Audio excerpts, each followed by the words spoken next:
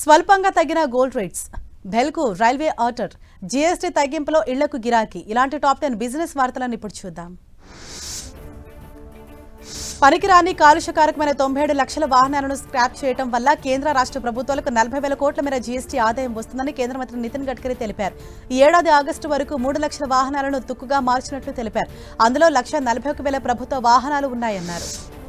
ప్రపంచవ్యాప్తంగా బంగారం ధరలు ఇవాళ స్వల్పంగా తగ్గి 24 క్యారెట్ల 10 గ్రాముల బంగారం ధర ₹100 తగ్గి 1,11,170కి చేరింది. 22 క్యారెట్ల గోల్డ్ 10 గ్రాముల ధర 1,01,900కు చేరింది.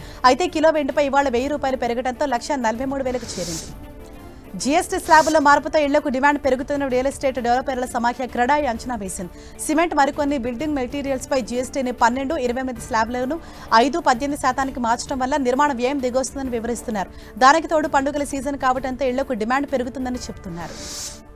స్టాక్ మార్కెట్ రెగ్యులేటర్ సెబీ పలు కీలక సంస్కరణలు తీసుకొచ్చింది. ఇందులో భాగంగానే అతి భారీ సంస్థల కోసం ఐపీఓ నిబంధనలు సులభతరం చేసేందుకు నిర్ణయించింది. క్యాపిటల్ మార్కెట్స్ బలోపేతానికి, దేశ విదేశీ పెట్టుబడులు ఆకర్షించడానికి, మదుపరుల ప్రయోజనాలకు పెద్దపీట వేయడానికి వీలుగా కొత్త మార్గదర్శకాలకు లైన్ క్లియర్ అయింది.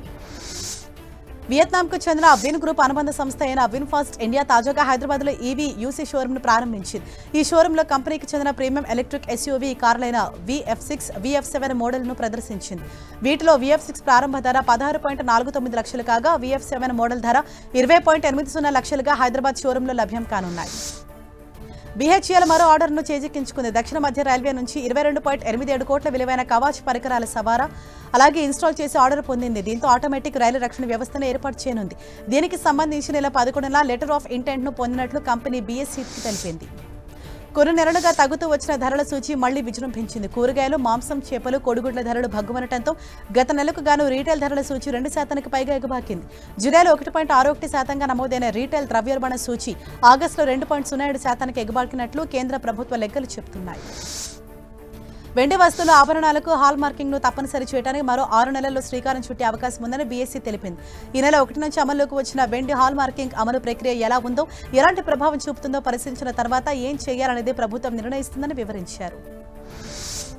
తమ అనుబంధ సంస్థ అపోలో హెల్త్ అండ్ లైఫ్ స్టైల్లో IFCకి ఉన్న 31% వాటాను 1,254 కోట్లకు కొనుగోలు చేయనున్నట్లు అపోలో హాస్పిటల్స్ ఎంటర్ప్రైజెస్ ప్రకటించింది.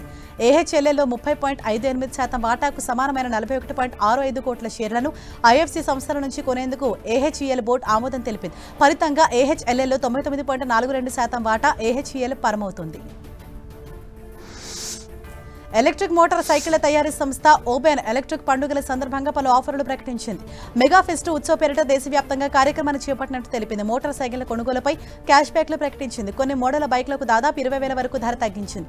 దీనికి అదనంగా 10,000 క్యాష్ బ్యాక్ అందిస్తున్నామని వివరించింది.